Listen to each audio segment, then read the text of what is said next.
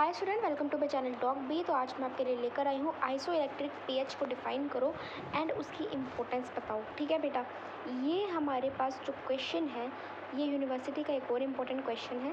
तो बिना किसी देरी के चलिए शुरू करते हैं। आइसोइलेक्ट्रिक पीएच, जैसा कि देखो क्वेश्चन तो मैंने आपको वीडियो के टाइटल में भी लिख दिया, वहाँ से भी देख सकते हो आप।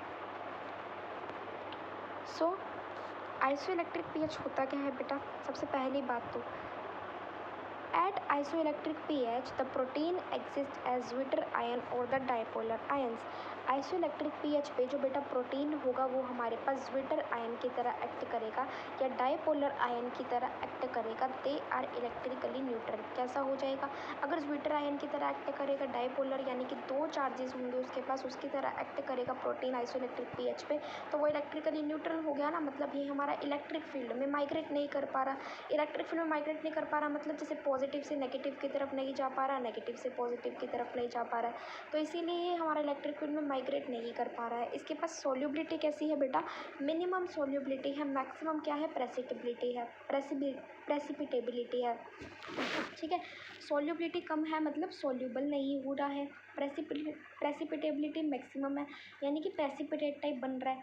Isoelectric pH for some proteins, कुछ प्रोटीन्स की बेटा आइसोइलेक्ट्रिक पीएच दे रखी है। यहाँ पे हमें कुछ प्रोटीन्स की क्या दे रखी है? आइसोइलेक्ट्रिक पीएच दे रखी है।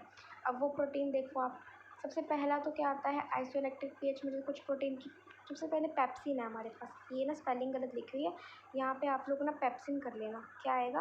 पेप्सिन। पेप्सिन आ जाएगा यहाँ पे। जस्ट वेट अ सेकेंड बेटा, मैं कलर चेंज कर रही हूँ क्योंकि ऐसे तो प्रॉब्लम हो रही है। देखो ये जो आप देख रहे हो ना, ये हमारा पेप्सिन है। क्या है? पेप्सिन है। यहाँ पे स्पेलिंग लिखा हुआ है गलत। तो पेप्सिन की जो हो गया 1.1 हमारे पास आइसोइलेक्ट्रिक पीएच है। काइजिन की बात करें तो 4.6 है। हीमोग्लोबिन की बात करें तो 6.7 है। ह्यूमन यूरिन की बात करें तो 4.7 है। यूरिएज की बात करें 5 है और लाइसोजाइम की 11 है। हम लोग देखो इस सीक्वेंस में याद करेंगे कि पहले हमारे पास पेप्सिन है 1.1, फिर काइजिन है 4.6, फिर ह्यूमन एल्बुमिन है 4.7, फिर यूरिएज है 5, फिर हीमोग्लोबिन है 6 एंड फिर लाइसोजाइम है 11। याद रखना इस बात को, ठीक है? ये वैल्यूज़ को अच्छे से याद कर लेना कि आइसोइलेक्ट्रिक पीएच जो होती है कुछ प्रोटीन से की ये है।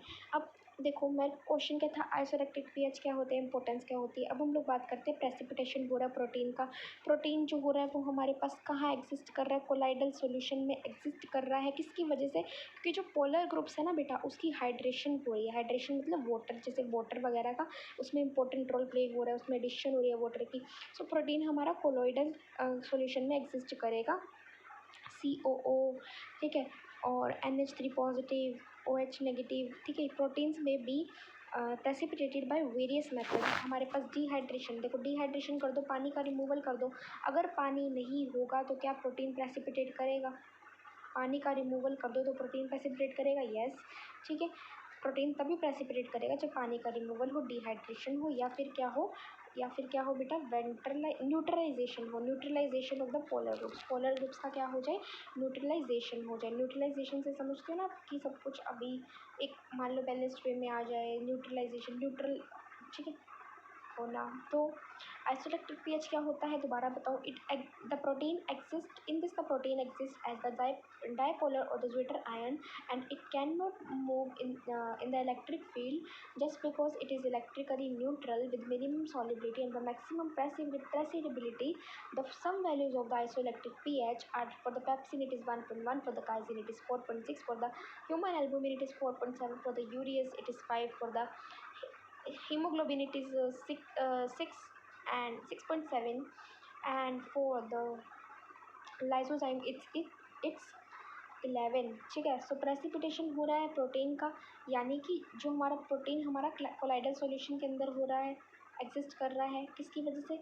हाइड्रेशन की वजह से पोलर ग्रुप्स का। लेकिन अगर डिहाइड्रेशन हो गया तो प्रेसिपिटेट हो जाएगा वेरियस मेथड से हमारा प्रोटीन। अगर डिहाइड्रेशन हो गया, क्योंकि अभी तो कोलाइडल सॉल्यूशन में एग्जिस्ट करेगा, जब क्या होगा? हाइड्रेशन होगा पोलर ग्रुप्स का। लेकिन जब हमारा डिहाइड्रेशन हो गया या न्यूट्रलाइजेशन हो गया पोलर ग्रुप्स का, यानी कि जैसे सोल्ट वगैरह बन गए, ठीक है, न्यूट्रलाइजेशन हो गया, तो हमारे पास प्रेसिपिटेट हो जाएगा प्रोटीन। तब हमें डिहाइड्रेशन करना पड़ेगा क्योंकि हमें पानी का रिमूवल करना पड़ेगा, तभी प्रेसिपिटेशन होगी।